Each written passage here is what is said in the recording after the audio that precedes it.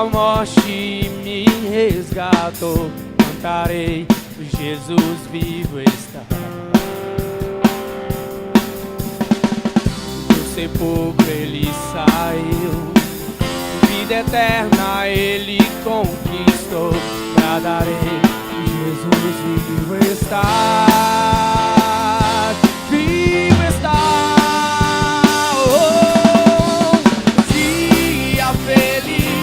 Tão feliz, meu coração lavou. Dia feliz, tão feliz, minha história ele mudou.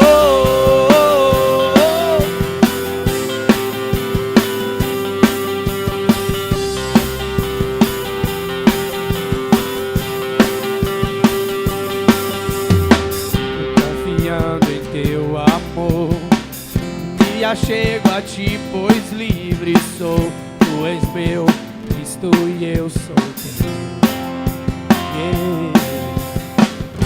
Alegria e paz sem fim, todo pranto em breve cessará. Bradarei, Jesus vivo está. Vivo está. Oh, dia feliz, tão feliz, meu coração lavou. Dia feliz, tão feliz, minha história ele mudou.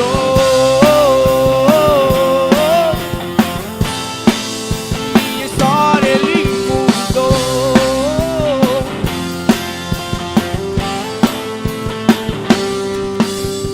Oh, glorioso dia, gloriosamente declare, tu me salvaste.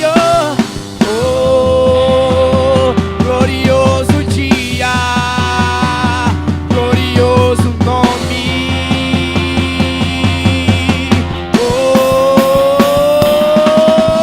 Oh, dia feliz, tão feliz, meu coração lavou. Dia feliz, tão feliz, minha história ele mudou. Dia feliz, tão feliz, meu coração lavou. Dia feliz, tão feliz, minha história ele mudou.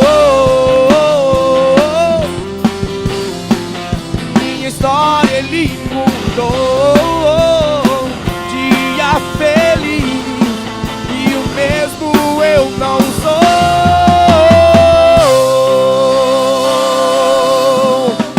Glória a Deus. Amém. Você pode dizer assim: Hosana, Hosana nas alturas. O meu Salvador nasceu e ele reina eternamente.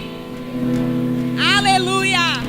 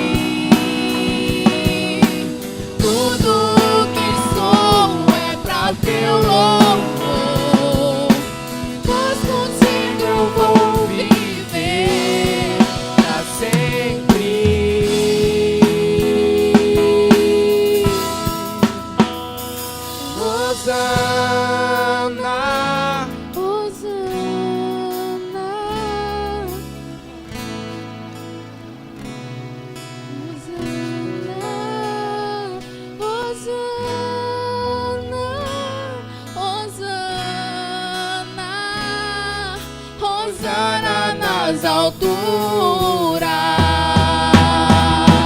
Hosana, Hosana, Hosana nas alturas. Hosana, Hosana, Hosana nas alturas. Hosana nas alturas. Hosana nas alturas.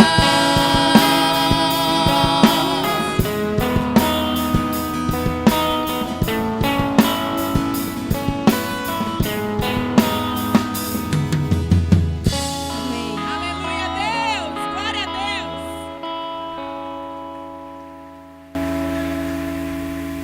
Amém. Queridos, eu queria... Você pode sentar. Queria ler rapidamente um texto que eu achei muito interessante compartilhar com os irmãos. E ele fala a respeito de qual o melhor presente de Natal. E eu queria começar perguntando: quem deu ou recebeu o presente de Natal durante esses dias? Se você deu ou recebeu. Deu ou recebeu, levanta a mão que está valendo. Amém, quase toda a igreja. Diz assim, amém? Ouvidos atentos. O texto diz assim: qual o melhor presente de Natal? É extremamente difícil não sermos atingidos neste final de ano pela artilharia pesada dos meios de comunicação que nos empurram para o paredão do consumismo. As imagens, as propagandas, as ofertas, a sedução é forte e muitos não conseguem evitar o desejo do consumo pelo consumo. Por conta da tradição de dar presente na noite de Natal, o arcabouço em torno do comércio acaba desviando a atenção dos desavisados do verdadeiro sentido deste momento tão especial, o nascimento de Jesus, o Salvador e Senhor. É do conhecimento da grande maioria que, de fato, Jesus não nasceu no dia 25 de dezembro. Escolheu-se uma data para comemorar o fato.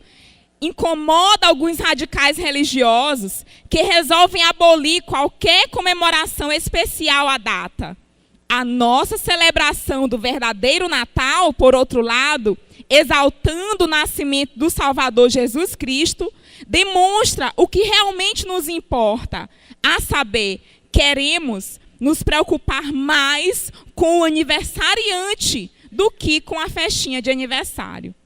A compreensão do verdadeiro sentido do Natal livra-nos, por isso, da sedução de trocar o afeto pelo presente, de trocar uma palavra de amor por um mero cartão e de trocar o louvor a Jesus pela exaltação de um tal espírito natalino ausente de qualquer significado real. E quanto aos presentes? É uma tradição bonita presentear as pessoas que amamos, não importa qual seja a data. Mas nestes dias da celebração do Natal, não podemos incorrer no erro de substituir o verdadeiro presente, que é o próprio Natal, por um presentinho de Natal. Qual o melhor presente de Natal? Os personagens que compreenderam o real significado do nascimento de Jesus podem ajudar-nos a responder a esta importante questão. Vejamos. Os anjos: eis que vos trago boa nova de grande alegria. É que vos nasceu na cidade de Davi o Salvador, que é Cristo o Senhor. Os pastores: então voltaram os pastores, glorificando e louvando a Deus por tudo que tinham visto e ouvido. Simeão: agora, Senhor, pode despedir em paz o teu servo, porque meus olhos já viram a tua salvação. Ana: dava graça a Deus e falava a respeito do menino a todos que esperavam a redenção de Jerusalém. Aleluia. Qual o melhor presente de Natal? Sem dúvida alguma, é compreender o seu verdadeiro significado. O melhor presente de Natal recebem aqueles que compreendem que Deus amou o mundo de tal maneira para que todo aquele... João? Amém. Esse é o verdadeiro presente de Natal. Glória a Deus. Amém. E nesse contexto, eu queria chamar aqui à frente o vocal composto pelas irmãs lá da Vila Frei Solano. E elas vão estar anunciando a respeito do real significado do Natal através de algumas canções. Eu queria que os irmãos estivessem bem atentos, porque certamente Deus vai falar ao seu coração. Aleluias, glorificado seja o nome do Senhor. Porque um menino nos nasceu, um filho nos concedeu, e o governo estará sobre seus ombros, e o seu nome será maravilhoso, conselheiro, Deus forte, Pai eterno, príncipe da paz. Jesus nasceu para trazer a esperança e a redenção aos homens. Jesus nasceu para trazer a luz. Jesus é luz, Jesus é fogo, Jesus é poder. Não deixe, Senhor, esse fogo apagar em nós. Acende o fogo em nós. Não deixe a visão morrer, Senhor. Acende o fogo em nós. Que todos os dias da nossa vida possamos navegar na presença da luz, na presença do Espírito Santo. Jesus, aleluia.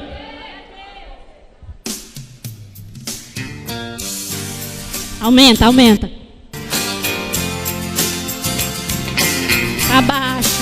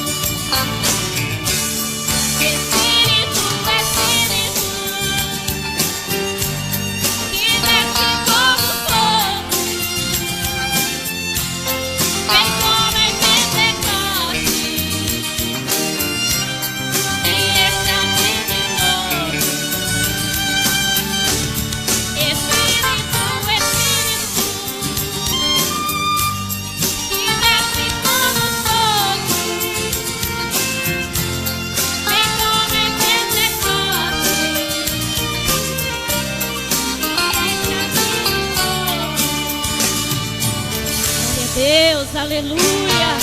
Tu és a luz, Jesus. Tu és a luz das nossas vidas, aleluia. Brilha, Jesus, pois nasceu há mais de 2000 anos atrás para nos tirar das trevas para a sua maravilhosa luz. Ele é a própria luz, Ele é Jesus. Que deixemos Jesus brilhar em nós, que clamemos a Ele e digamos: enche a terra com a tua glória, Senhor. Arde em nós, Santo Espírito. Flua de ti sobre os povos perdão e graça. Brilha, Jesus. Vem trazer a tua luz. Aleluia.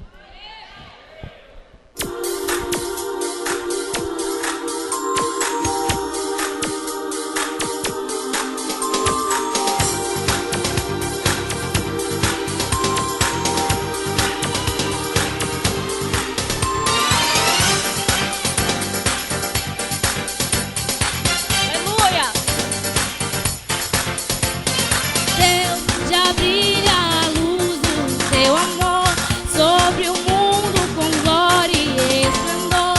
Brilha em meio a toda a escuridão, que a verdade nos traga a libertação. Brilha em mim, brilha em mim. Brilha, Jesus, enche a terra com tua glória. Arde em nós, Santo Espírito. Flua de ti sobre os povos perdão e graça. Brilha, Jesus, vem trazer tua luz. Aleluia.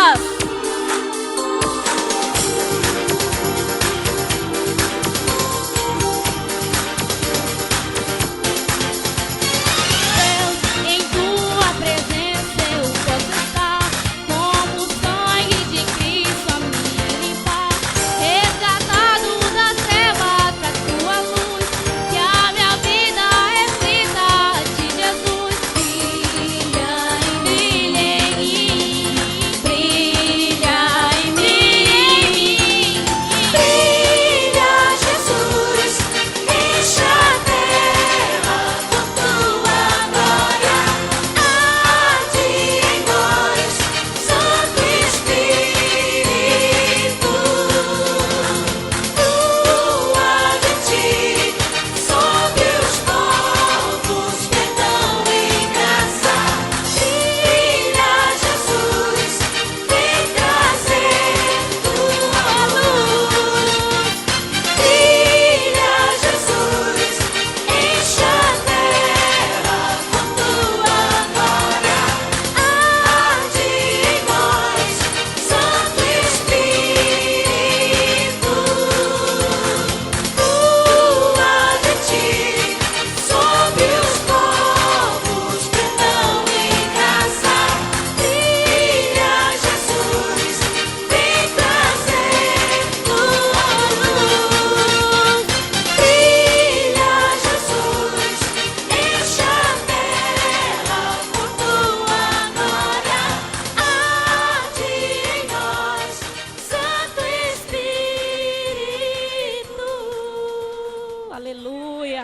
Glorificado seja o nome desse Deus que brilha nas nossas vidas. Jesus, brilha na tua vida, diga glória a Deus. Aleluia, aleluia. Nem olhos viram, nem ouvidos ouviram, nem jamais penetrou em corações humanos o que Deus tem preparado para aqueles que o amam.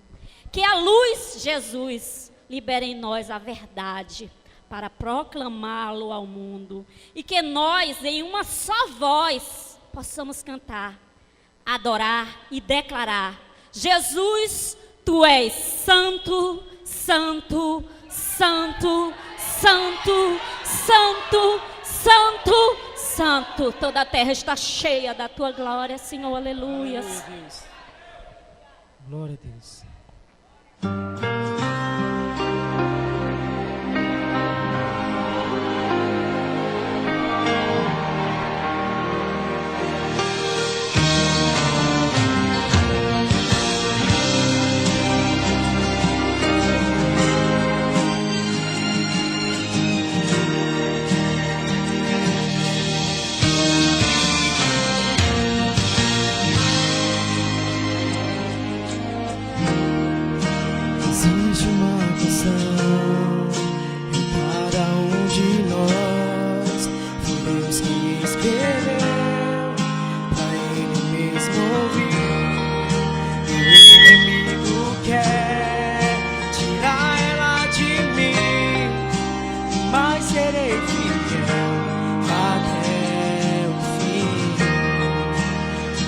integrante sou do coral celestial. O meu maestro disse que eu sou especial.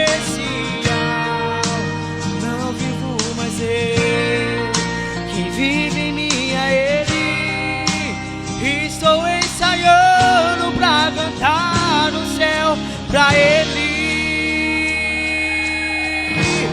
No coral eu quero cantar, declarar que Ele é santo, santo, infinitamente adorar, dizendo que Jesus é santo, santo. Na composição do céu vai cantar quem for fiel. O hino da vitória será o meu troféu. No coral eu quero cantar, declarar que Ele é santo, santo, infinitamente adorar.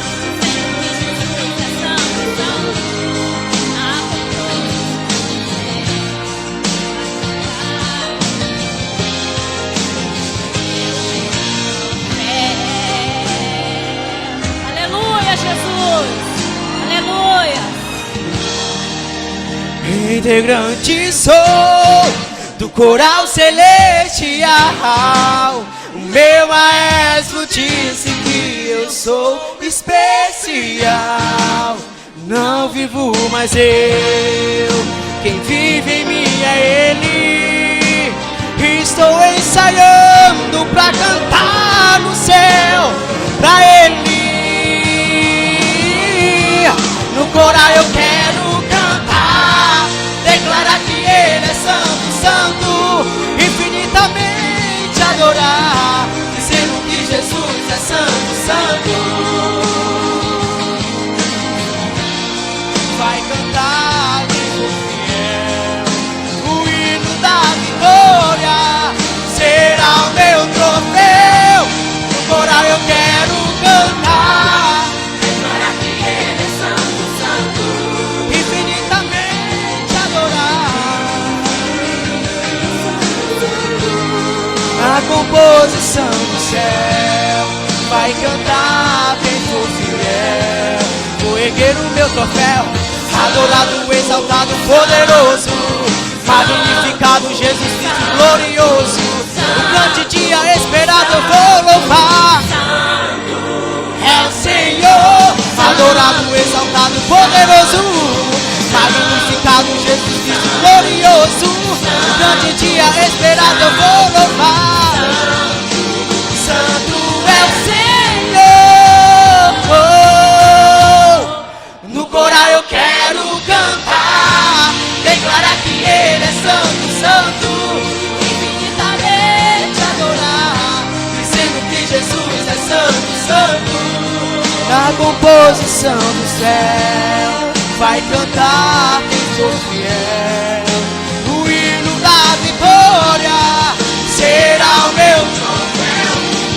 Agora eu quero cantar, declarar que Ele é santo, santo, infinitamente adorar, Jesus é santo. Na composição do céu vai cantar quem for fiel.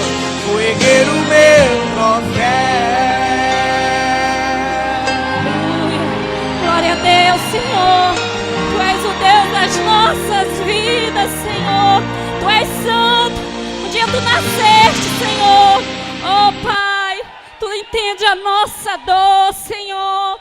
Tu és esse Deus que nasceu. Tu viveste aqui na terra, Senhor. Tu conhece a nossa estrutura, Senhor. Tu conhece a tua igreja, Pai. E que a tua luz possa estar refletindo em nós todos os dias da nossa vida. Aleluia, glória a Deus. Glorificado seja o teu nome, em nome de Jesus. Gostaria que o irmão acendesse essas 3 aqui agora. Essas 3 aqui, só essas 3 de trás. Amém. Aleluia. Jesus, meus irmãos, Ele é o nosso guia. Jesus é o teu guia. Jesus é o guia da igreja. Jesus, Ele disse na sua palavra que eu sou a luz do mundo. Quem me segue não andará em trevas. Pelo contrário, terá a luz da vida. Jesus, Ele é o nosso guia, Ele é o nosso protetor. Obrigado, Senhor. Diga obrigado, Jesus. Obrigado pelo ano que passou.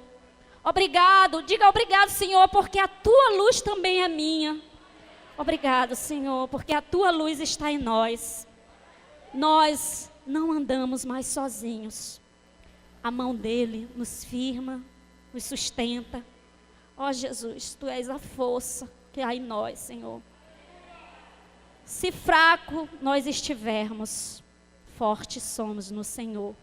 Meu irmão, se triste você estiver, alegre-se no Senhor. Porque é em Ti, Pai, que nós confiamos. Nós confiamos em Ti. Tu és o nosso amigo, aleluia. Glória a Deus, aleluia. Amém.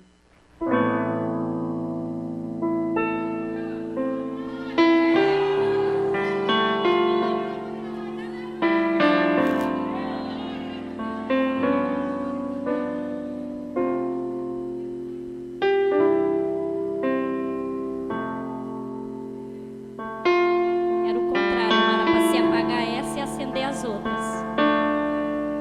Apagar essa e acender as outras.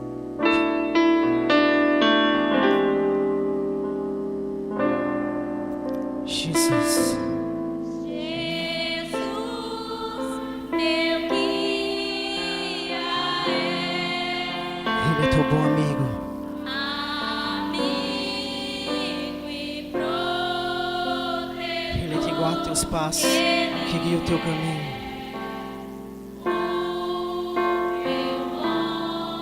E quando você sentir temor, confia nele. Confia.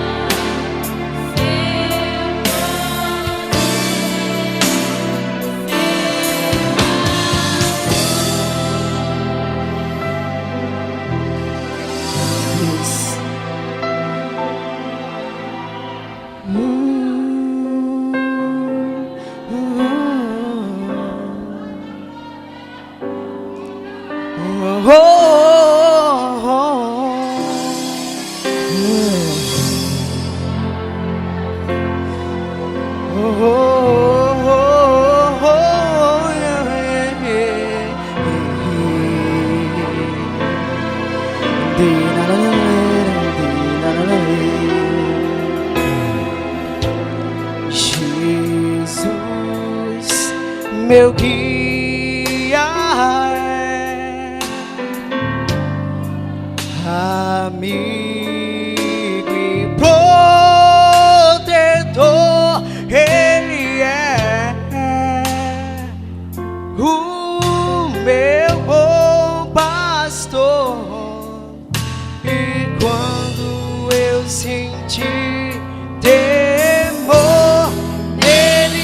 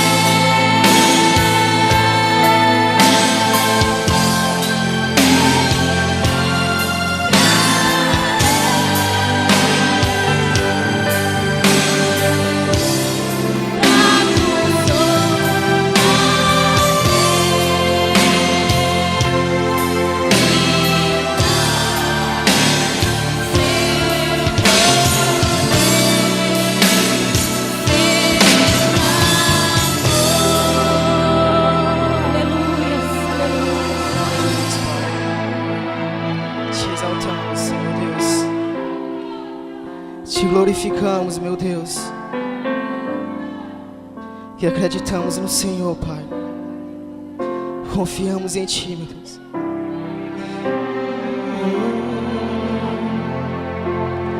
Jesus, Tu és meu guia, Meu bom pastor, meu bom pastor, meu protetor.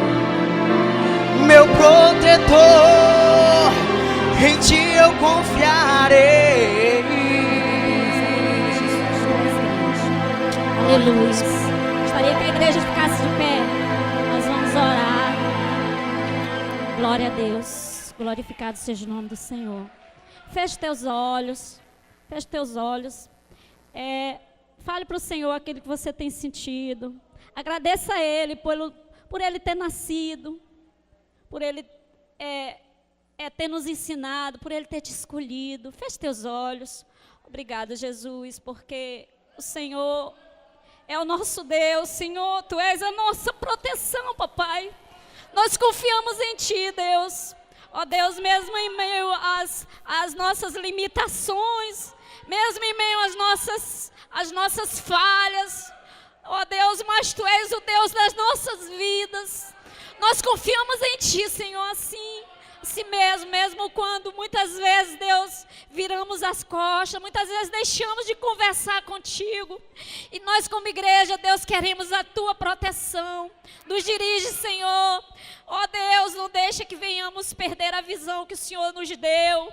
Não deixe, Deus, que o fogo, Deus, que queima no nosso coração, Deus, ele apague, mas que nós sejamos uma igreja viva, Senhor, uma igreja que proclama o nome de Jesus, que nasceu, viveu, sofreu e morreu por nós, e nós somos agradecidos, Senhor. Ó Deus, opera em nós o Teu querer, opera em nós, nas nossas famílias, ó Deus, o Teu querer. Ó Deus, opera nessa cidade, Senhor, o Teu querer, que essa luz, Deus, que está em nós, ela possa alcançar o mundo lá fora.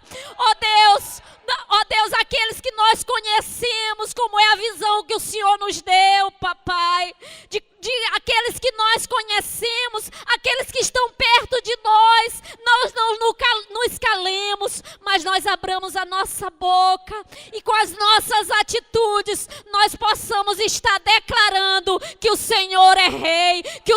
é Salvador, que o Senhor cura, que o Senhor liberta e que o Senhor transforma. Ó Deus, obrigada, Senhor. Obrigada por este ano, mesmo pelas dificuldades. Agradeça, meu irmão, que nós possamos dar graça por tudo, porque tudo que acontece é permissão do Senhor. Ó Deus, obrigada, Senhor, porque Tu és bom e porque a Tua misericórdia, ela dura para sempre. Glória a Deus, aleluia. Glorificado seja o nome do Senhor, amém.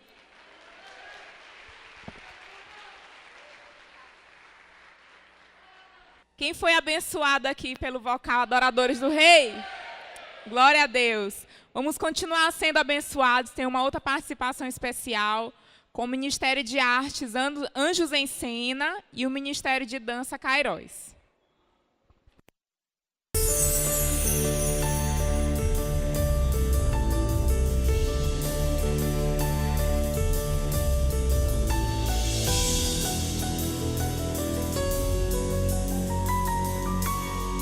Lá no jardim estava o homem e a mulher. Tinham tudo, tinham a Deus, sua presença ali com eles. Ouviam sua voz, para sua glória os fez. Deu princípios uma lei, para seguirem cercados de amor, em plenitude viveriam para o seu louvor. Induzidos pelo mal, transgrediram contra Deus, expulsos eles foram. E com o que aconteceu, a comunhão se perdeu.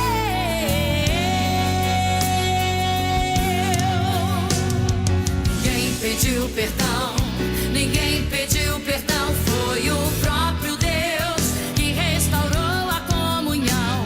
Seu Filho enviou, na cruz se entregou. Em resgate deu sua vida ao que tanto Deus amou.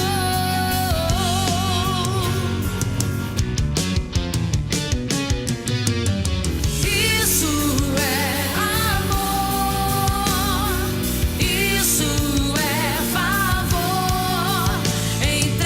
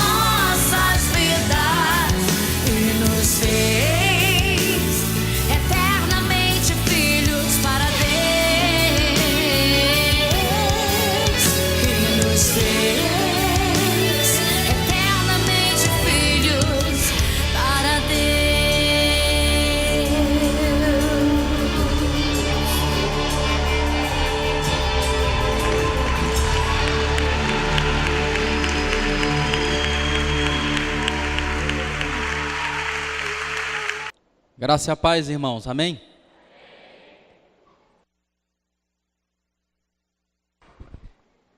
Eu queria que os irmãos abrissem sua Bíblia comigo no Evangelho de Lucas, no capítulo 2.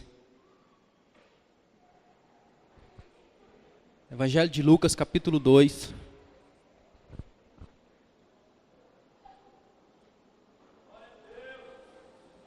Diz assim a palavra do Senhor, Lucas capítulo 2, a partir do versículo 1 até o versículo 20. Naqueles dias foi publicado um decreto de César Augusto, convocando toda a população do império para recensear-se. O primeiro recenseamento, foi feito quando Quirino era o governador da Síria. Todos iam alistar-se, cada um à sua própria cidade.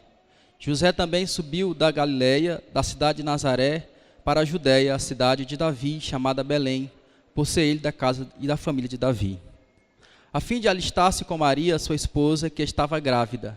Estando eles, aconteceu completarem-se os dias, e ela deu à luz ao seu primogênito. Enfaixou e deitou na manjedoura, porque não havia lugar para eles na hospedaria. Havia naquela mesma região pastores que viviam nos campos e guardavam seu rebanho durante as vigílias da noite. E o anjo do Senhor desceu aonde eles estavam, e a glória do Senhor brilhou ao redor deles, e ficaram tomados de grande temor. O anjo, porém, disse-lhes: não temas, eis que vos trago boa nova de grande alegria, que o será para todo o povo, e que hoje vos nasceu na cidade de Davi o Salvador, que é o Cristo, o Senhor. Isto vos servirá de sinal: encontrareis uma criança envolta em faixas e deitada em uma manjedoura. E subitamente apareceu com o anjo uma multidão da milícia celestial, louvando a Deus e dizendo: glória a Deus nas maiores alturas, e paz na terra entre os homens, a quem Ele quer bem. E ausentando-se deles os anjos para o céu, diziam os pastores uns aos outros: vamos até Belém, e vejamos os acontecimentos que o Senhor nos deu a conhecer. Foram apressadamente e chamaram Maria e José, e acharam Maria e José e a criança deitada na manjedoura. E vendo, divulgaram o que ele tinha dito a respeito deste menino. E todos que ouviram se admiraram das coisas referidas pelos pastores. Maria, porém, guardava todas essas palavras, meditando-as no coração. Voltaram então os pastores, glorificando e louvando a Deus por tudo que tinha ouvido e visto, como lhe fora anunciado. Feche seus olhos, vamos orar. Pai, muito obrigado pela Tua palavra, Deus. Palavra que é viva, que é eficaz. E a razão de estar aqui nessa noite, de estarmos aqui nessa noite, é porque queremos celebrar o Teu nome, queremos, acima de tudo, Deus, ouvir a Tua palavra que nos orienta. Eu te peço em nome de Jesus que o Senhor use a minha vida, mais uma vez nessa noite, para pregar a Tua igreja, para falar da Tua palavra. Que o Senhor me dê ousadia, intrepidez para pregar a Tua palavra, Senhor. E que em nome de Jesus, cada pessoa que entrou aqui nessa noite, saia daqui edificado pela Tua palavra. Que essa palavra possa confrontar alguns e confrontar outros. Mas que de alguma forma, Deus, essa palavra não volte vazia no coração daqueles que aqui entraram. Te pedimos isso em nome de Jesus. Amém. Amém? Pode sentar. Natal, um tempo de atitudes. Natal, um tempo de atitudes. Você acha certo comemorar o Natal? Para você, o que é o Natal? A gente ouviu por aí algumas pessoas fazendo uma propaganda de que é errado comemorar o Natal. De que o Natal é uma festa pagã. Por isso essas pessoas, elas não comemoram o Natal. Porque elas dizem que o Natal é uma festa pagã. Eles encontram simbolismo para tudo, ele espiritualiza tudo. Ele espiritualiza a árvore de Natal, espiritualiza o dia, espiritualiza tudo. De fato, essas pessoas não comemoram o Natal. Elas são avessas ao Natal. Elas estão contra até a reunião da família, são contra troca de presentes, são contra todas essas coisas que acontecem dentro do Natal, né, da festividade do Natal. Mas normalmente essas pessoas que é contra o Natal, elas adotam outras práticas que é contra a Bíblia. Algumas dessas igrejas acabam trazendo outras coisas que não tem nada a ver com a Bíblia. coisas do judaísmo que já passou. Comemora a festa do tabernáculo, comemora a festa do Pentecostes, coisas que já foi abolida porque Cristo já cumpriu tudo isso. Existem pessoas que comemoram o Natal, mas comemoram o Natal de forma errada. São aquelas pessoas que se reúnem com os amigos da família e compram lá umas 15 grades de cerveja, compra uísque, água de coco e passa a noite inteira com a galera festejando o Natal de Jesus, o nascimento de Jesus, enchendo a cara de cachaça. E aí no outro dia, a gente passa por eles, estão lá, alguns jogados na calçada dormindo, porque estão embriagados, outros vomitando no meio da rua, como eu vi hoje, quando eu estava indo para o programa. Nós temos um programa que passa todo de segunda a sexta, a partir do meio-dia. O cara não conseguiu nem se segurar na moto direita. Ele parou a moto, desceu, tirou o capacete e vomitou à vontade ali perto do Paraíba. Então existem esses dois extremos, aqueles que não comemoram, aqueles que comemoram, mas de maneira errada. Mas por outro lado, existe um terceiro tipo de pessoa, ou grupo de pessoas, que verdadeiramente comemoram o Natal. São aquelas pessoas que entendem que o Natal é o nascimento de Jesus, e que a pessoa principal do Natal é a pessoa de Jesus. São aquelas pessoas que entendem que se não houvesse nascimento, não haveria redenção. Porque o nascimento de Jesus, ele é o pré-requisito para que houvesse redenção. Porque senão como é que Jesus ia morrer na cruz se ele não tivesse nascido? Então o Natal é o pré-requisito, é aquilo que foi importante para que a redenção acontecesse. Então essas pessoas que entendem esse princípio, o que é que ela faz? Ela reúne com a família, com os amigos, algumas trocam presente, outras não, mas que de alguma forma, reunir com a família, trocar presente, festejar, elas entendem que isso, de fato, não é o Natal em si, mas que o Natal é o nascimento de Jesus. Essas coisas complementam o Natal. Elas trocam presente, festejam, reúnem com a família, entendendo de que Jesus é a pessoa principal da festa. E aí sim, esse Natal está correto, está verdadeiro, de acordo com a Bíblia. Quando nós entendemos de que o Natal é o nascimento de Jesus e que ele deve ser festejado, aí nós estamos na direção certa. Mas qual será então a nossa atitude? Qual será então a nossa ação ou as nossas ações com relação ao Natal? Natal é um tempo de atitude. Na verdade, o final do ano é um tempo onde as pessoas ficam sensíveis, né? Vai para a televisão e assiste algumas coisas, e aí vê aquelas pessoas carentes recebendo cesta básica, e aí começamos a chorar, aí é que as pessoas contam testemunho, e a gente chora também junto com essas pessoas. Então, Natal, final de ano, é um tempo onde as pessoas estão mais sensíveis. Mas a pergunta que fica para nós é, o que nós iremos fazer? Qual será a nossa atitude com relação ao Natal? Aqui nesse texto bíblico, existe pelo menos 5 atitudes, de 5 grupos de pessoas diferentes, né, atitudes que eles tiveram com relação ao nascimento de Jesus, com relação ao Natal. A primeira atitude com relação ao Natal, ou o primeiro grupo de pessoa, ou a primeira pessoa que reagiu ao Natal e que teve uma atitude ousada, foi a atitude de César Augusto. E você pode ver isso aí do versículo 1 ao versículo 3. Vocês encontraram aí? Do 1 ao 3 do capítulo 2 de Lucas, você vai ver a atitude de César Augusto. E aí nós vamos ver a primeira atitude com relação ao Natal. E a atitude de César com relação ao Natal é que ele foi usado por Deus, mesmo sem saber. César Augusto foi usado por Deus, mesmo sem saber. Ele não tinha essa compreensão, ele não tinha essa dimensão espiritual de que fazer o recenseamento seria uma forma de Jesus sair de Nazaré, né, Maria sair de Nazaré junto com o esposo e ir para Belém. Ele não tinha essa consciência, não fazia parte da revelação de Deus para ele. Mas ele faz esse recenseamento de maneira impensada com relação ao nascimento de Jesus. E quando ele promove isso, de alguma forma ele está sendo usado por Deus para um propósito maior. E aqui você pode perceber a soberania de Deus, de como Deus faz as coisas. Deus não precisa da opinião de ninguém para fazer as coisas acontecer. Deus, ele usa quem ele quer, ele usa da forma como ele quer. E ele usou César Augusto para promover o recenseamento, e com esse recenseamento, o povo, no caso especial, José e Maria, tiveram que sair de Nazaré, da sua região, e ir até Belém, para poder se inscrever lá, fazer o recenseamento, o alistamento. Isso é propósito de Deus, é soberania de Deus. Por que então que que Deus faz com que César Augusto promova isso? Qual é a razão de tudo isso acontecer? Isso acontece para que se cumprisse a profecia do Antigo Testamento. Tudo que Jesus fez, tudo que Ele está fazendo, tudo que ele experimentou na sua vida terrena e agora também lá no céu, tudo que Ele viveu é um cumprimento daquilo que os profetas do Antigo Testamento falaram a respeito dele. Abra comigo sua Bíblia aí em Miqueias, no capítulo 5, versículo 2. Miqueias 5, 2.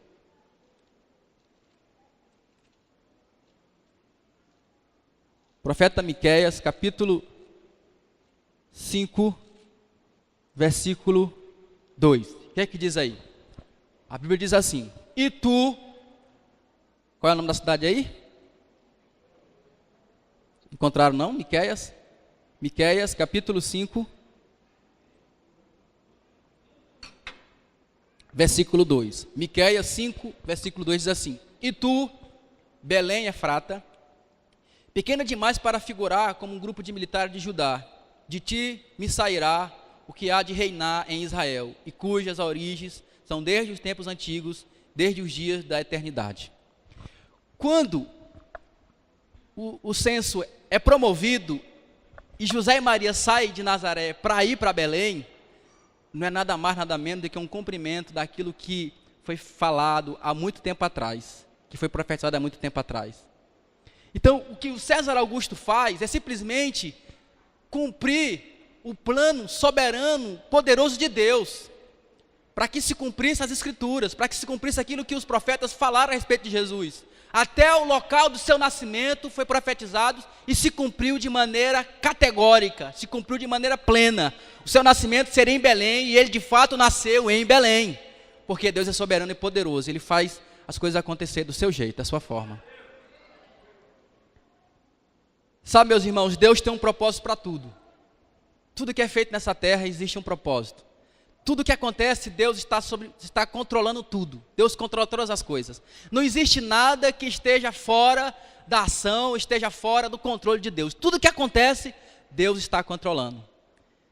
Tudo que acontece na tua vida, Deus está controlando. Tudo que acontece na minha vida, Deus está controlando. Todas as coisas estão debaixo do seu controle. Nada escapa do controle de Deus. E tem muitas pessoas que acham que Deus não controla as coisas. Acham que Deus é pego de surpresa com relação a algumas coisas. Deus nunca é pego de surpresa. Deus controla todas as coisas. Deus usa quem Ele quer, como Ele quer, na hora que Ele quer. Na verdade, até o diabo é usado por Deus para cumprir alguns propósitos. Já falei isso aqui uma vez. O exemplo mais claro disso é o exemplo de Jó. Deus permitiu que Jó sofresse nas mãos do diabo, e de alguma forma ali o diabo foi usado por Deus para levar Jó a conhecer Deus, não só de ouvir falar, mas agora de lado a lado andar.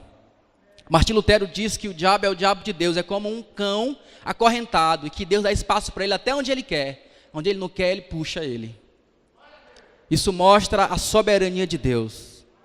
E essa ideia que nós temos de que o mundo é um dualismo onde Deus luta e o diabo luta. Uma hora Deus perde, outra hora o diabo perde. Deus perde, o diabo perde. Não existe isso, irmãos. O diabo sempre perde, porque Deus está no controle de todas as coisas. Deus é soberano. Deus é soberano. O pastor Aloysio, da Igreja Videira, ele contava uma história, sempre que ele pregava a respeito disso, de que uma senhora necessitada, carente, ela orou uma vez pedindo: Senhor, eu estou sem nada para comer em casa, estou precisando de alimento, me ajuda, e implorou a Deus para que Deus trouxesse alguma coisa para ela. Os satanistas iam passando perto dela e ouviam a oração, e aí eles tiveram planos diabólicos, os satanistas. Disseram assim: vamos comprar muita cesta básica, levar para aquela mulher e dizer para ela que o diabo mandou. E assim eles fizeram. Compraram um monte de cesta básica, quando chegaram lá, levaram para ela e disseram assim: aqui foi o diabo que mandou. E ela levantou a mão para o céu e disse: graças a Deus, porque Deus está Deus controla todas as coisas, e quando Ele manda, até o diabo obedece. Isso prova, meus irmãos, de que Deus está no controle de todas as coisas, de que não existe coincidência no reino de Deus. Deus controla todas as coisas. Deus é soberano. Você serve a um Deus que é totalmente soberano, meu irmão. Totalmente soberano. E qual será a tua atitude com relação a Ele nesse Natal? Será que você que ainda não tem no seu coração esse Deus soberano, será que você ainda vai continuar servindo a você mesmo? Ou servindo a um Deus que não é soberano? Deus mostra para você nessa noite que Ele é soberano. E Ele quer ser o seu Senhor, o Deus da sua vida também. E o fato de você estar aqui nessa noite não é coincidência. Jesus trouxe você para cá para que você tenha um encontro real e pessoal com Ele. Segunda atitude, a atitude de José e Maria. Algumas pessoas, alguns crentes da ala radical, os xiitas, os cristãos do Estado Islâmico, porque tem crente do Estado Islâmico, que quando pega Maria, ele arrebenta com Maria, fala mal de Maria, detona com Maria, e diz um monte de coisa a respeito de Maria. Alguns não querem nem ouvir esse nome Maria, porque dá uma repulsa nele. Mas, meu irmão, Maria não deve ser adorada, de hipótese alguma, mas ela merece a nossa honra, por aquilo que ela fez. Ela merece nosso respeito por aquilo que ela fez.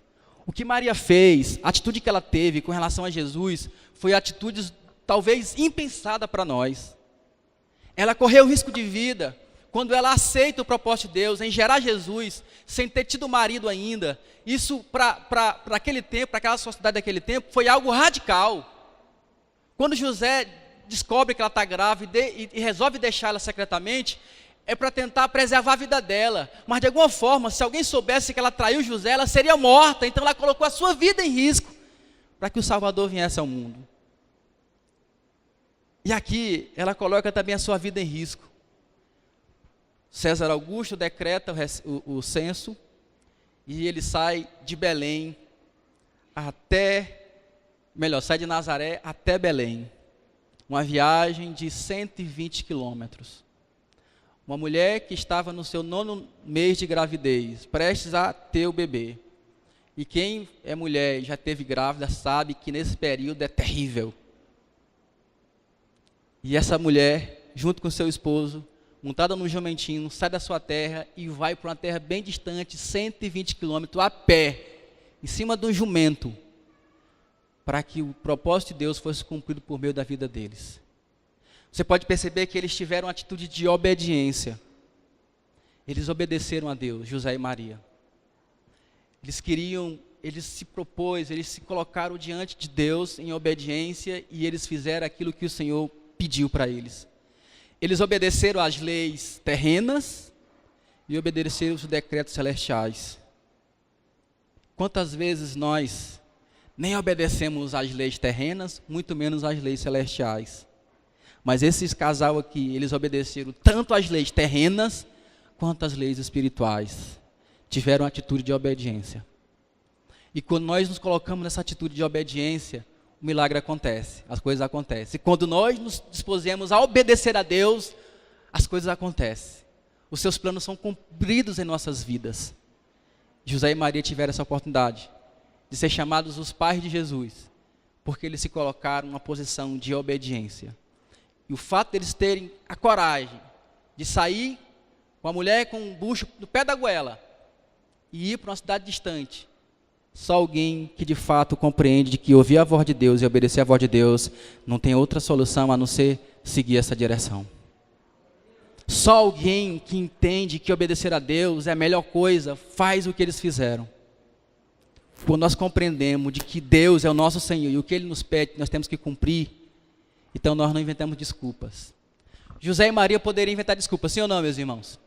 Senhor, mas minha mulher está prestes a ter bebê, está difícil, é distante, nós não temos animais suficientes, só tem um jumentinho aqui.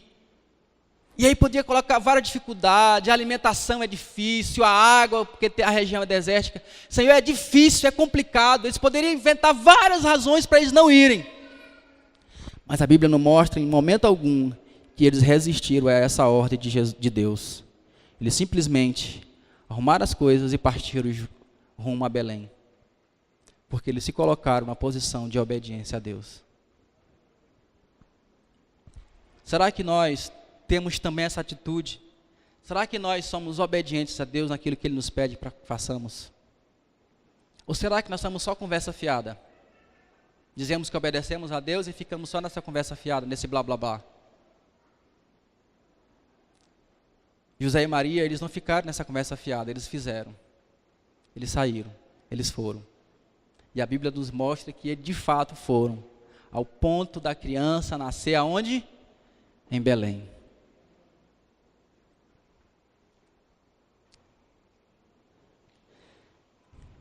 Terceira atitude, é a atitude dos belemitas. No versículo 7, você vai ver aí, que diz assim: e ela deu à luz ao seu primogênito, enfaixou e o deitou numa manjedoura, porque não havia lugar para eles na hospedaria.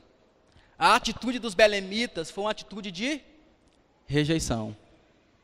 Eles rejeitaram Jesus. A Bíblia é muito clara quando diz que não havia lugar para eles na hospedaria. Já tinha um monte de gente ali, eles chegaram talvez um pouco tarde já, mas dentro do prazo ainda, mas não havia mais lugar para eles na hospedaria. Mas você fala assim, só naquele tempo que não havia lugar para Jesus na hospedaria. Mas e hoje, será que há lugar no nosso coração? Porque o nosso coração hoje simboliza essa hospedaria. Será que no nosso coração ainda há lugar para Jesus? Será que no nosso coração há lugar para Jesus? Será que nós não estamos como os belemitas que eles estavam ocupados demais com seus negócios, ocupados demais com seus afazeres, ocupados demais ao ponto de não terem tempo para Jesus? Como é que está o nosso coração? Será que a nossa atitude, a nossa ação ou reação com relação a Jesus é uma atitude de aceitação ou de rejeição? Como é que está o nosso coração? Como é que está a nossa hospedaria? Será que tem lugar para Ele dentro dela? Os belemitas não tinham. Ele não nasceu dentro do coração dos belemitas. Jesus, Ele quer nascer dentro do seu coração. E a razão de nós entendermos o Natal e celebrarmos o Natal de forma diferente é quando Jesus nasce dentro do nosso coração. Quando Ele nasce dentro do nosso coração, a nossa visão, a nossa avaliação sobre o Natal, sobre encarnação, sobre Jesus, sobre o Cristo é diferente, porque nós vamos entender verdadeiramente quem Ele é, numa ótica espiritual e não só carnal, como alguns entendem por aí. Será que o nosso coração não está como a hospedaria dos belemitas, tão cheia de nós, dos afazeres, dos compromissos, dos nossos planos, que não tem lugar para Ele aí? Às vezes você fala assim, não, mas isso aí é só para quem não é crente. Mas tem muita gente que é crente e que Jesus está no coração dele, ele começa a fazer com que Jesus não seja aquele que direciona a sua vida, porque ele começa a encher sua vida de coisas e começa a se esquecer de Jesus, de que Ele é que governa a vida dele. As nossas vidas, quem é que governa? Somos nós mesmos ou Jesus? Quem é que direciona as nossas vidas? Quem é que dá a direção das nossas vidas? Quem é que nos orienta? Somos nós mesmos ou é Jesus que faz isso? E se é Jesus, quais são as marcas que vai identificar de que de fato é Ele que direciona nossas vidas? Os belemitas estavam muito ocupados. E Jesus nasce numa manjedoura. Mas o que eu acho mais interessante de tudo isso é que Jesus nasce numa manjedoura. Ele nasce num lugar inapropriado para uma criança nascer. Sujo, imundo, cheio de porcarias, um fedor terrível. E isso nos leva a refletir de que se Jesus nasceu numa manjedoura, num lugar sujo, imundo, isso é uma prova de que Ele pode nascer também dentro do nosso coração. Porque o nosso coração é como aquela manjedoura, imundo, sujo, traiçoeiro, cheio de nós mesmos.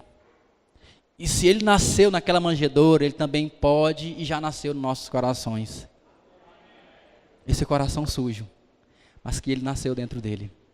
E o que eu acho interessante é que quando Ele nasce na manjedoura, aquele lugar podre, imundo, se torna um lugar tão bonito que as pessoas vão visitar e não conseguem sentir aquela catinga, não conseguem ver aquelas coisas horríveis, porque eles olham e vê algo que é muito mais precioso do que todo aquele cenário.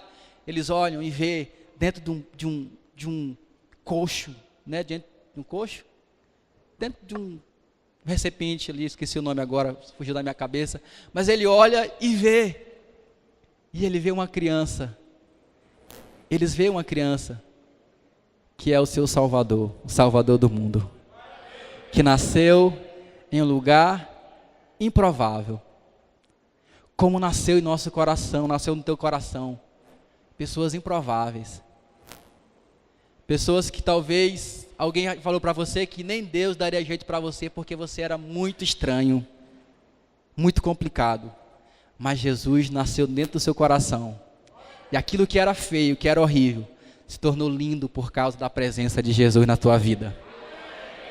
E Ele ainda quer nascer dentro do seu coração, meu irmão, você que ainda não tem Jesus na tua vida, mesmo que o seu coração seja como uma manjedoura, ou como a cidade de Belém, cheia de coisas, Ele quer nascer, porque Ele quer ocupar o lugar primordial e principal do teu coração. Ele quer controlar, dominar e direcionar toda a tua vida. Esse é Jesus de Nazaré. Amém? A Bíblia fala lá em João, Evangelho de João, capítulo 1, versículo 11, de que Ele veio para os seus, e os seus não o receberam. Mas todos quantos receberam, deu-lhe o direito de se tornarem filhos de Deus. Se alguns rejeitam, outros recebem. E esses que recebem, a sua vida é transformada para sempre. Amém? Glória a Deus. Aleluia. Com a manjedoura, Israel e o povo eleito de Deus deu as boas-vindas a Jesus na manjedoura. E com a cruz o despediu de uma forma infame. As boas-vindas que eles deram para Jesus foi na manjedoura. A despedida foi numa cruz. Foi esse o tratamento que Jesus recebeu dos seus compatriotas. Manjedoura e cruz. Foi essa a atitude dos belemitas e do povo de Israel. Veio para os seus e os seus não receberam. Mas todo aquele que recebeu Jesus se torna filho de Deus. E isso basta, meu irmão. De saber que eu e você somos filhos de Deus. Não existe outra notícia mais preciosa do que essa. Quarta atitude foi a atitude dos anjos. Do versículo 9 ao versículo 14, você vai ver aí a atitude dos anjos. E a primeira atitude que eles tiveram foi que eles desceram do céu para a terra. O evento histórico estava acontecendo. A coisa mais importante, o evento histórico mais importante não estava acontecendo no céu agora, naquele momento, mas estava acontecendo na terra. E os anjos descem, e a Bíblia fala que uma quantidade enorme de anjos desce, e eles começam então a contemplar o propósito de Deus se cumprindo ali em Jesus. Melhor, parte desse propósito. Porque quando Jesus Cristo nasce ali, em forma de uma criança, a Bíblia fala lá em 1 Pedro capítulo 1, versículo 20, que diz assim: conhecido com efeito antes da fundação do mundo, porém manifestado no fim dos tempos por amor de vós.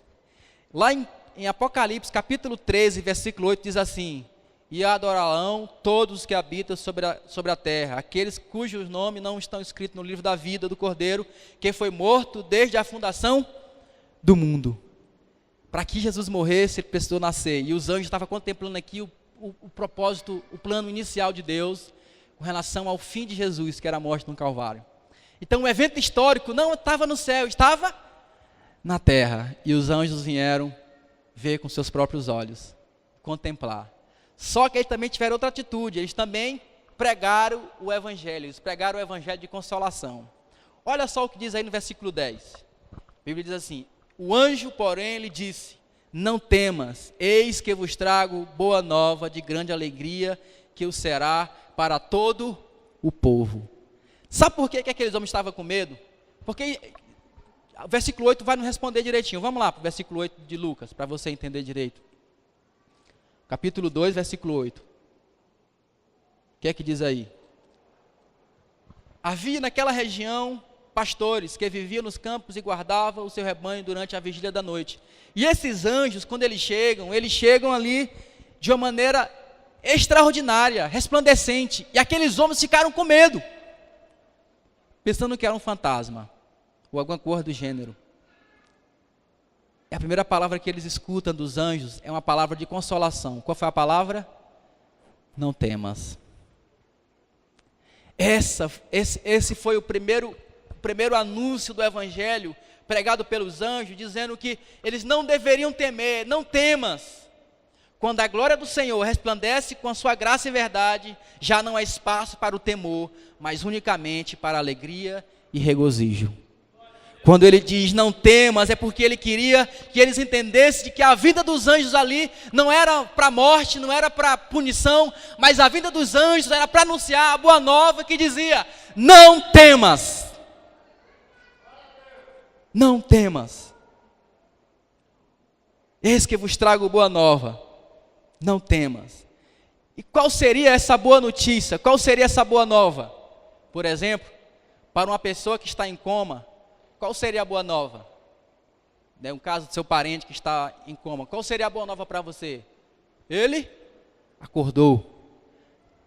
Para um desaparecido, um parente teu, um filho, sei lá, alguma coisa assim, desaparecido, qual seria a boa nova? Ele foi encontrado. Para o casal que estão se separando e que você aconselhou e mesmo assim se separaram, qual seria a boa nova? Eles se reconciliaram. Para uma mãe que tem um filho drogado e que já não consegue ver solução, não consegue ver saída, qual seria a boa nova? Ele está livre das drogas. E para um povo em trevas, para um povo que estava indo para o inferno, qual seria a boa nova? Não temas, o rei que é luz está vindo, o rei que é todo poderoso, o seu reino de luz, ele chegou, por isso não temas. Para você que está indo para o inferno, não temas, porque agora há um céu, e há um Deus que se preocupa com você, ao ponto de se tornar criança, indefesa e dependente, para que você pudesse ser salvo. Isso é boas novas. Não temas. Para o desesperado, não temas. Para aquele que não vê saída, não temas. Esse é o Evangelho, essa é a boa notícia que os anjos trouxeram para aqueles pastores que estavam talvez ali em pânico com tudo aquilo que estava acontecendo. A mesma palavra ele traz para nós nessa noite. Não temas. Eu não sei qual é a tua preocupação, eu não sei qual é a tua luta e tua dor, eu não sei qual é o teu desespero, mas a palavra que Jesus tem para nós nessa noite é: não temas. Não temas, porque eu estou contigo. Não temas. Não temas. E o que eu acho mais importante também é que eles trouxeram uma palavra de consolação, mas uma palavra também de salvação. Ele diz assim: é que hoje, não temas, ele fala, é que hoje vos nasceu na cidade de Davi o Salvador, que é o Cristo, o Senhor. Eles pregam para esses homens, para esses pastores, eles pregam o Evangelho de Deus. Esses homens não inventam história, não inventam conversa, eles não inventam nada.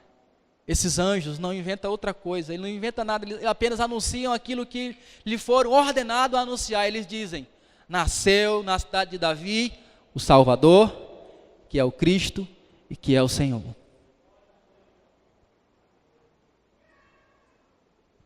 Essas palavras, para um povo que vive e que ouve, e que escuta o tempo todo, e eu falo sempre isso, e se alguém me abusar porque falo isso, pouco me importa, mas eu quero falar mais uma vez.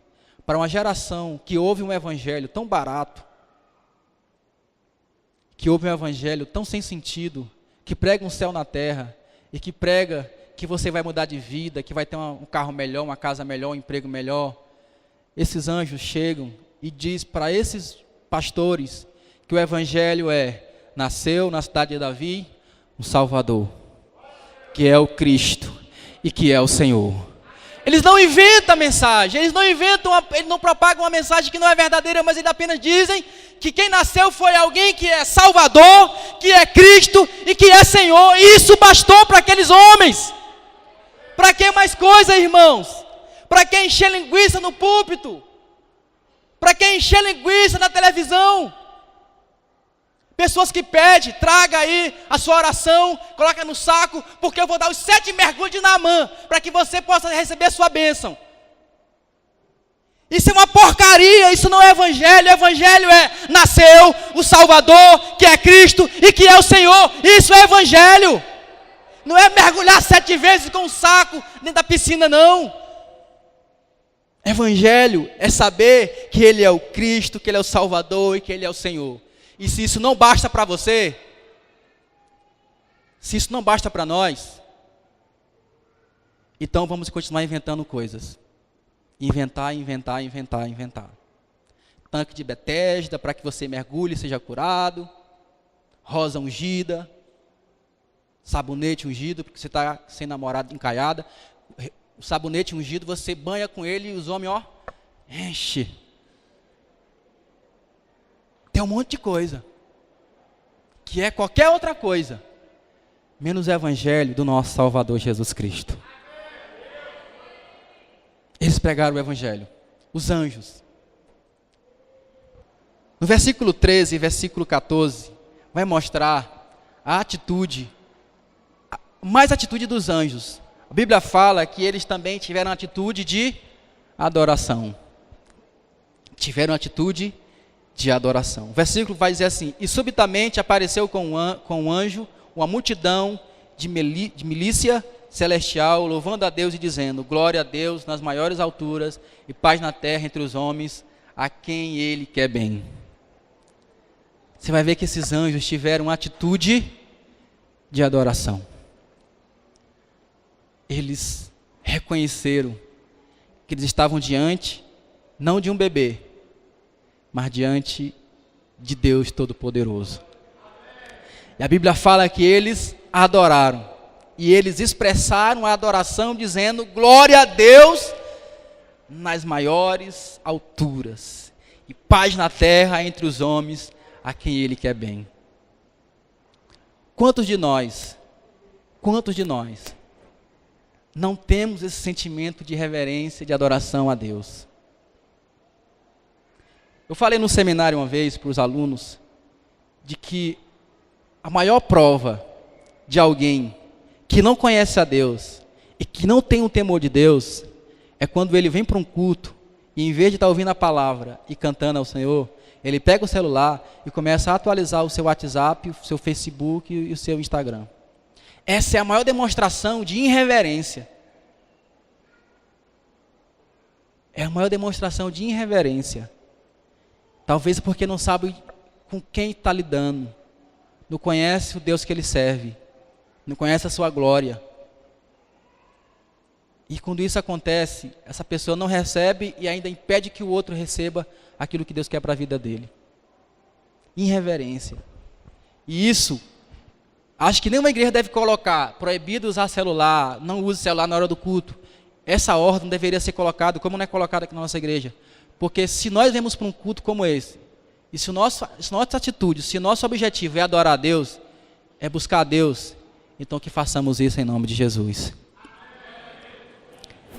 Quando nós abrimos nosso celular, pegamos e começamos a fazer isso nas redes sociais, nós estamos simplesmente dizendo que nós somos irreverentes. Irreverentes. Levianos. Mau caráter. Essa é a atitude de um mau caráter. De um falso crente. De um lobo disfarçado de ovelha dentro da igreja que não tem reverência ao Cristo que ele serve. Irreverente. Se 2 horas você não consegue ficar sem usar as redes sociais, você é um viciado na tecnologia. Precisa de uma clínica de recuperação. Você está viciado. E existe clínica para isso. Se você tem vício, nos procura depois.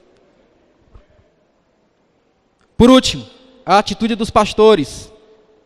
Do 15 ao 20, você vai ver que os pastores, eles tiveram uma atitude extraordinária. Em primeiro lugar, eu queria só voltar no versículo 8, eu já até li, mas eu queria só citar ele. No versículo 8, você vai ver que esses pastores, eles levavam a vida normal, até se encontrar com Jesus. A vida desses pastores era normais. O que eles faziam? Cuidavam de ovelhas. Mas no dia que eles se encontraram com Jesus, a sua vida já não foi mais a mesma. Ao ponto dele deixar o rebanho e ia para onde? Ia à procura de Jesus. A gente pode aprender com isso nessa noite, meus irmãos, é que a nossa vida, ela só é normal enquanto nós não encontramos Jesus. Porque no dia que nós nos encontramos com Jesus, a nossa vida é transformada para sempre. Totalmente transformada. Só uma pessoa vive normal. Uma pessoa vive normal quando ela não tem esse encontro com Jesus. Mas na hora que ela se encontra com Jesus, a sua vida de fato é transformada, é mudada para sempre. E isso pode ser provado através da atitude que eles vão ter depois. A Bíblia fala que eles foram, versículo 15 e 16, que eles foram até Jesus, procurar Jesus apressadamente. Eles não esperaram. Eles ouviram a notícia, eles ouviram a pregação. O que eles fizeram? Correram. A Bíblia diz que eles foram apressadamente. Eles não ficaram ali paralisados, dizendo, olha, que coisa bonita que a gente viu, que coisa espetacular, que coisa fora do comum, um anjo apareceu para nós, falou para nós do Evangelho, que coisa espetacular. Talvez se fosse na igreja de hoje, igreja moderna, se um anjo aparecesse, as pessoas ficariam muito mais estimuladas a servir a Deus do que Jesus aparecer para eles. Porque em alguns cultos, se a gente falar, tem um anjo aqui passeando, a igreja fica doida, vibra, porque um anjo está no meio da igreja. Mas o pastor diz, Jesus está aqui. Aí os irmãos, amém. Parece que o anjo traz mais motivação do que o próprio Cristo. Mas esses homens aqui, esses pastores, eles ouviram o anjo, a mensagem que eles pregaram para eles, e eles se mandaram, né? Pegaram as suas coisas e se mandaram para se encontrar com Jesus. Pressa para se encontrar com Jesus. Isso fala de alguém que realmente foi transformado, porque ele tem pressa para se encontrar com Jesus. Ele tem pressa para que as coisas aconteçam. Depois você pode ver aí que eles tiveram uma comprovação daquilo que foi anunciado para eles. O sinal é que eles encontrariam uma criança enrolada numa faixa e deitada na manjedoura. E de fato eles encontraram isso. Tiveram pressa, foram e comprovaram que aquilo que os anjos falaram era a verdade. Depois eles tiveram outra atitude, que foi a atitude de proclamar as coisas que eles ouviram, que eles viram e ouviram de Jesus. Você vai ver no versículo 18, olha na sua Bíblia aí, versículo 18.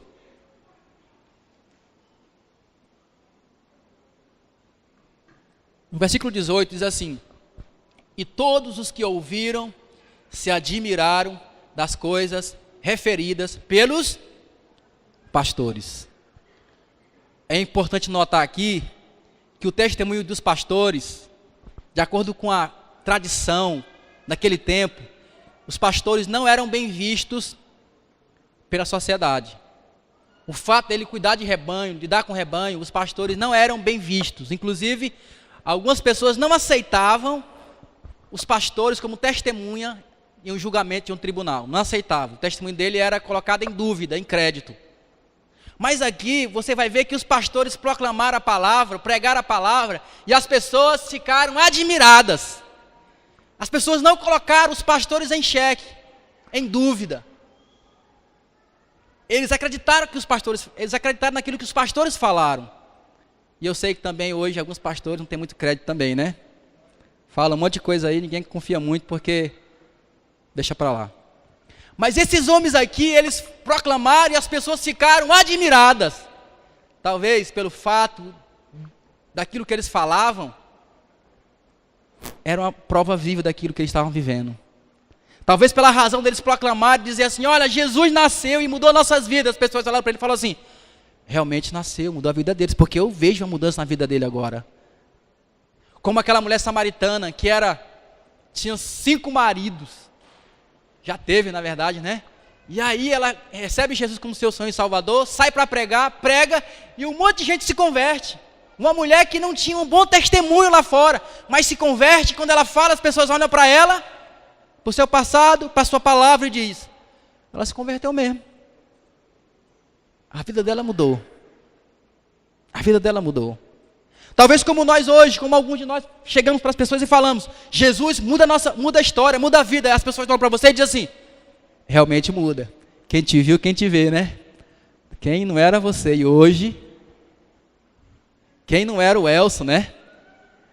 Meu Deus. Se naquele tempo tivesse WhatsApp, não era, irmão Elson? Quem te viu, quem te vê.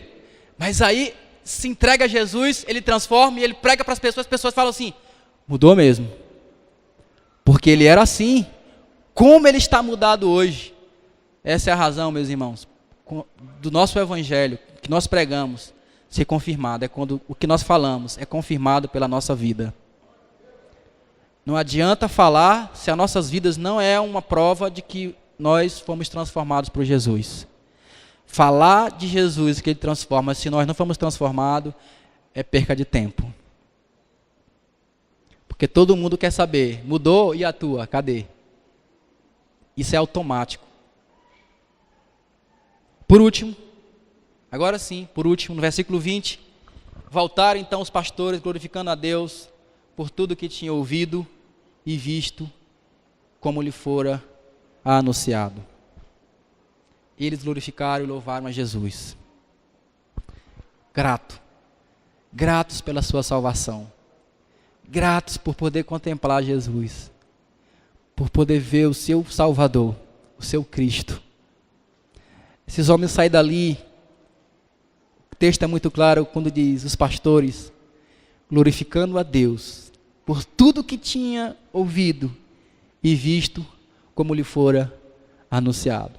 Os anjos pregaram o evangelho verdadeiro, os pastores foram lá, comprovaram, e isso foi satisfatório, ao ponto desses homens serem transformados, salvos, e sair dali, dizendo, glória a Deus, louvado seja o nome de Jesus. Só alguém que é transformado de verdade, reconhece isso.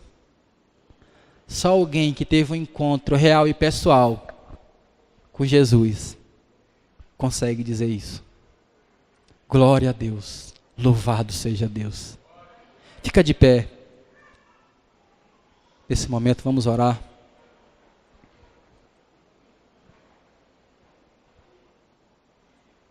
Eu queria que você curvasse sua cabeça nesse momento. Eu sei que eu me estendi um pouco no horário, mas foi necessário fazer isso. Eu queria, nessa noite, conhecer a primeira pessoa que deseja entregar o seu coração para Jesus. Se você entendeu essa mensagem e deseja entregar o seu coração a Jesus, eu quero convidar você a erguer a sua mão agora aí onde você está, dizendo assim, eu entrego o meu coração para Jesus. Eu entrego a minha vida a Ele. Eu reconheço Jesus como meu Senhor e Salvador. Se não há, vamos orar. E eu queria que você pegasse na mão do seu irmão do lado aí. Nós somos uma família. Somos uma família.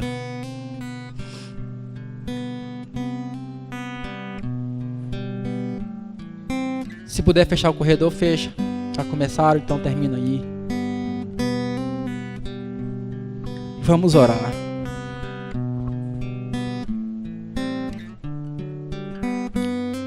Esperando Deus, eterno Pai. Nós louvamos ao Senhor. Nós glorificamos o Teu nome, Deus. Porque um dia nós ouvimos a mensagem do Evangelho. E essa mensagem transformou as nossas vidas. nos deu um novo destino, uma nova forma de pensar, de agir, de ver o mundo. Mudou o nosso comportamento familiar, mudou nossas atitudes, Senhor, diante das situações. Obrigado porque esse Evangelho, quando ele entrou nas nossas vidas, de fato ele nos impactou.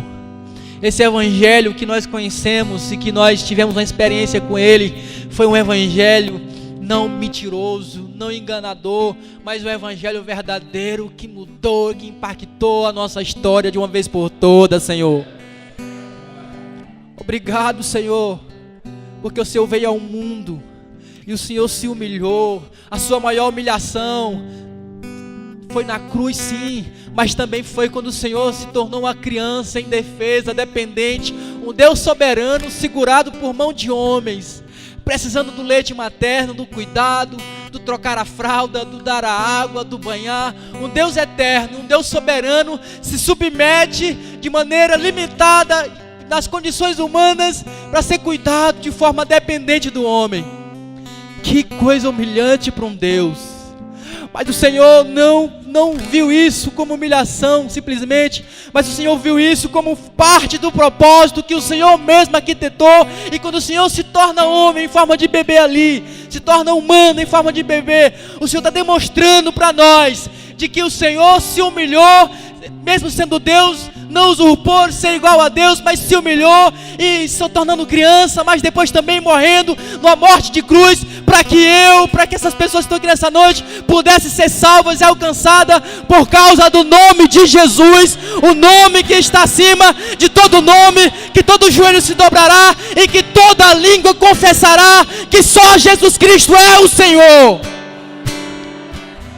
Perdoa, Senhor, perdoa nossas famílias, essa cidade, por comemorar o Natal, festejar o Natal de forma profana e leviana, Senhor.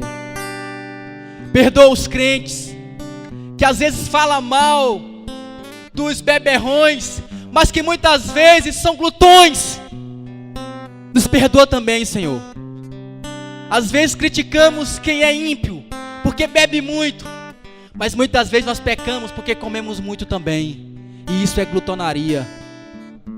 Nos perdoa, Senhor, por não olhar para o Natal como deveríamos olhar para o Redentor, que se tornou uma criança indefesa. Nos leva, Senhor, nos leva a ver de fato e nos leva a ter atitude diferente com relação ao Natal, e a olhar para o Natal com a perspectiva, com um olhar diferente, reconhecendo que nós não estamos diante apenas de um bebê, mas diante de um Deus que é poderoso, soberano sobre todas as coisas. E que esse menino que nasceu, ele cresceu, ele morreu, ressuscitou e hoje está sentado à direita de Deus Pai Todo-Poderoso e que intercede por nós. Nós não cultuamos mais uma criança, mas é um Deus que morreu e ressuscitou, e que está à direita de Deus Pai Todo-Poderoso. A Bíblia diz que Ele é o nosso advogado, o nosso justo e juiz. Os anjos disseram que Ele é o Salvador, o Senhor, o Cristo.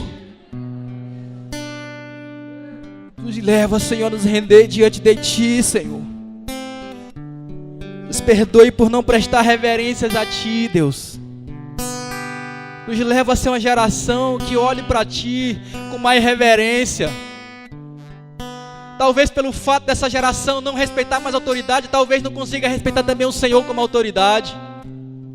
Talvez por essa geração ter a boca aberta e falar mal de todo mundo, não consiga olhar para o Senhor e também ver o Senhor como autoridade que merece reverência.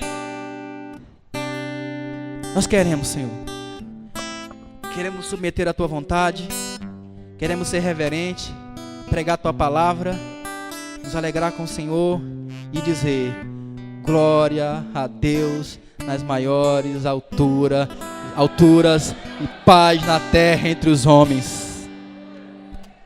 Nasceu, viveu, morreu, mas ao terceiro dia ressuscitou. Ele está vivo. Muito obrigado, Senhor. Nós te louvamos em nome de Jesus. Amém. Glória a Deus. Amém.